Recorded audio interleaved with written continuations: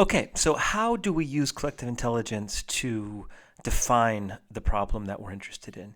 Um, for millions of years, humans and our ancestors have been fascinated with tools, from the first hand axes that Homo habilis made in Kenya 2 million years ago to the very latest iPhone or Fitbit. We love tools, and because we are so fascinated with tools, we often jump to use our favorite tool before we really know whether it's the right tool for the problem at hand. And these things tend to run in fashions, like 10, 15 years ago when everyone was talking about big data, and then blockchain or Six Sigma, or now AI must be the solution to any problem. Keep in mind this very old and important piece of wisdom. When you're holding a hammer, everything starts looking like a nail, right? And so we want to avoid using tools that are not adapted for the problem at hand. Why? Because, first of all, we might find a very bad or just a short-term solution. We might waste resources. And if we're trying to generalize to propose a tool for our colleagues to use or our friends, we could really damage our own credibility and reinforce the sense that we're disconnected from what's really happening, or we're more interested in looking cool than we are in actually solving the problem. So, as facilitators of collective intelligence, we like to use this phrase: fall in love with problems, not solutions. Fall in love with the unique flavor of the problem and all of its sloppy, messy glory before you choose a solution or a strategy. So our approach to problem definition is inspired by Professor Matt Andrews of Harvard Kennedy School and his method called problem-driven iterative adaptation, or PDIA. He works with developing governments in the developing world, especially on transforming public services. And Matt Andrews, in his book, proposes that we want to look for good problems. What's a good problem? A good problem, first, is urgent. It's one that cannot be ignored. It's important and urgent as perceived by the principal stakeholders involved. Second, a good problem is something that isn't too vast or ambiguous. It can be broken down into smaller elements or root causes. And finally, a good problem permits a sequential learning process. So it's not just a one-time problem or a crisis, that requires us to act, and then we have no chance to learn. But sometimes we have a crisis, and we have to take action. But a good problem, from a collective intelligence standpoint, is something that's urgent, important. It's something that can be decomposed, broken down, deconstructed into smaller elements, and it permits a structured learning process. And Professor Andrews proposes a couple of best practices for problem definition. So the first one is you want to turn short phrases into full sentences. So if you ask someone what the problem is and they say talent retention, you want to encourage them to make a full sentence out of that phrase with a who and some kind of action verb. So a better statement of that problem would be: too many talented young employees leave our company within 2 years, right? So you're seeing there's a who, the young employees, and there's some kind of action, some kind of thing we can observe in the world, and if possible, a when and a where. Tip number 2, you really want to avoid putting any specific solution idea into your statement of the problem. So, for example, you'd never want to phrase a problem as that problem is that we need more of X, or we don't have enough X. The problem, in our hospitals, we need to buy new ventilators, because in phrasing it that way, there's only one possible solution, which is buy new ventilators. You want to phrase your problem in such a way that you're opening the door to a range of possible solutions. So instead, Professor Andrews would encourage us to rephrase the problem statement something like this: the problem isn't that we need to buy new ventilators. The problem is that we need 25% more ventilation capacity to meet our clients' needs. So now we've rephrased the problem in such a way, redefined the problem in a way that allows us to think about more possible solutions, maybe reusing current ventilators in a different times of day, for example. A third tip is you want to take vast problems and try to focus them. So let's say the problem of unequal outcomes for girls in the education system in Morocco. So one problem statement would be girls have worse educational outcomes. Okay, that's true. It's important. It's urgent.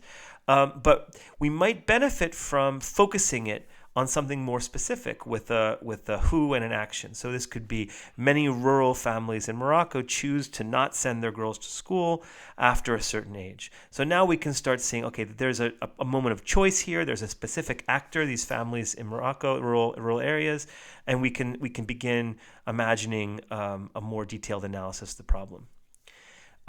And the last tip is to try to reframe. And what do I mean by reframe? So let's say someone's complaining to you that the elevator is too slow. Now, this framing of the problem leads itself to a very specific solution. What's the solution? Well, if the elevator is too slow, we have to fix the elevator, right? And fixing an elevator generally is not cheap, right? So what Professor Andrews would encourage us is to think about another potential problem statement, like, for example, could we try this problem statement? People get bored waiting for the elevator. It's the same phenomenon. So instead of saying, oh, I think the elevator is too slow, it's actually, no, the problem is that you're bored. And then if we use that problem statement, maybe we can try solving it a different way, like putting a mirror, people to check how they look, or magazines. And so this is something just to try, a habit of your mind that you want to build, is to try to imagine the problem through multiple frames. Okay, so we've put these tips together into a problem definition canvas. You might have wondered from a previous slide why we had this picture of the chocolate-covered cherries. Well, again, this is a reframing issue, right? When they first tried to make chocolate-covered cherries, they tried to make the chocolate first and inject the warm cherry cordial, and then what happened? The warm cherry cordial melted the chocolate. So they had to reframe the question. Instead of how do we get the cherry inside the chocolate, how do we wrap the chocolate around the cherry? So they started instead in their second approach by freezing the cherry cordial and then wrapping it with chocolate and letting the cherry cordial unfreeze. So that's how you make these wonderful chocolate-covered cherry candies. Okay, so our problem definition canvas takes some of these best practices in problem definition and puts them in one place for you to use. It has 4 steps. So you want to be able to write in a clear and concise way your first problem statement, what you think the best one-sentence summary of the problem is, and then you want to give examples, both qualitative, like when did this problem happen last time, when did we see it, and maybe quantitative, which shows some number statistic that shows the breadth or importance of the problem. Then we want to think about, why does the problem matter? This is important because, and then Professor Andrews encourages us to ask that question why several times in order for us to get to a more and more urgent statement, or something that has less and less jargon in it. Define the who is affected by the problem, and maybe the problem could look different from different people's perspectives.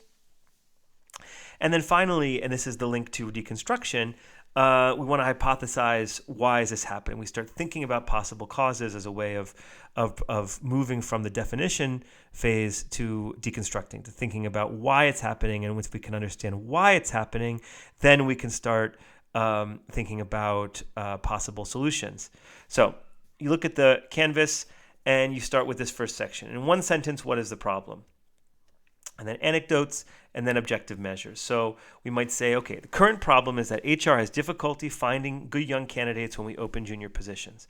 So you see in one sentence we have the who, and we have a when, right? When we open junior positions. And then the action, find, the can't find. And then a couple of examples. Oh, remember when that junior sales position stayed open for more than a year? We couldn't open the new office on time. Or, oh, when Sarah left the team after 10 years, there was no junior person capable enough to fill her shoes. We see different possible examples or manifestations of the problem. And then what are the numbers that help us illustrate how big a problem this is? So we might know, for example, that it takes us an average of 7 months to hire for a position. And then we think, okay, is there any other kind of data that we could get that could also help us illustrate the problem. So we might not know how many candidates apply. We might not have analyzed that data, but that could be a good indicator, right, to measure progress in the problem, or the number of offers we send before a candidate accepts. And then we move to the why is this important. So let's say, okay, this is important because, we discussed this as a group, we have a serious problem finding young talent for our team. We need to expand. We're not filling positions fast enough. And then you want to force yourself to answer the question, why is that important? Well, if we can't fill these positions, we can't execute our expansion plans for the coming year. Now, again, you're still talking in jargon a little bit. So, force yourself to say, why is that important? Well, if we can't do this expansion, a competitor is likely to get there first. We're going to lose the market, right? And that means, harm to our company. So, and then think about risks. What are the risks if we can't address the problem? So if we can't attract the talent we need, we risk losing these critical market opportunities. Furthermore, we lose the chance to develop our next generation of managers in-house, which is the best way for us to preserve our unique culture. All this is at risk if we can't solve our recruitment problem. Okay, so now we know we know what the problem is and why it matters. Now let's think about, does the problem look different to different kinds of people? So you want to think about a couple different profiles. It can be 3 or 4 or 5 people. And let's imagine, okay, how does the HR director look at this problem? I'm getting a lot of pressure from top management to fill these positions, but we're not getting top quality candidates, and I don't want to sacrifice on quality just to fill the job. Right? So we see what's the incentive this person is operating under. And then sales director might say, oh, everyone on our team seems to be doing 3 jobs at once, and it's only a matter of time before we lose people to burnout. And then a partner in your different country office might say, oh, gosh, it seems like we never launch our projects on time. This is getting frustrating, right? So they have a different way of kind of measuring and noticing the problem. And then a junior communications officer might say, oh, man, our communication strategy is so outdated. This is why we're not reaching the younger population, right? So all of these people, like the people on the elephant, are correct in what they're seeing, but they're only seeing a part of the bigger problem. So one of our goals is to pool the collective intelligence, to aggregate all of these different perspectives, to get a more integrated, a more complete view of what the problem is, why does it matter, and who does it matter to. And then finally, this is the link to the next phase of our problem-solving loop, which is deconstruction. So we just begin thinking here in a list form, what are some probable causes of the problem? So, for example, we're struggling to attract young candidates because we're not promoting ourselves effectively online. We're struggling to attract young candidates because we're not paying high enough salaries. We're struggling to attract young candidates because we do not have a reputation as a fun and rewarding place to work. I put the one-word summary there. This will help us for the Ishikawa exercise. But if you're just doing this exercise alone without doing deconstruction, then you have these 2 columns here that can basically simulate a very short and simple version of the Ishikawa by asking, how big an impact do you think fixing this cause would have on the overall problem? 1 would be a small impact, or 5 would be a huge impact. And you discuss, and you see what the consensus is, or you do a little vote. You go around and say, what do you think it is? 2, 3, 2, 3, 4. Okay, the average is 3, and you write 3. And you do the same thing for the question of cost. How costly would it be, do we think, based on what we know now, if we tried a new approach or if we tried a solution on this part of the problem? 1 wouldn't cost very much at all. 5, very expensive. And so, again, if you're not doing the Ishikawa exercise in full, if you're just doing this shorter exercise, you want to look for causes that have high impact and low cost, or medium to high impact and medium to low cost. That's what you're looking for. Okay, in our next video, we're going to look at the method of defining a problem using personas.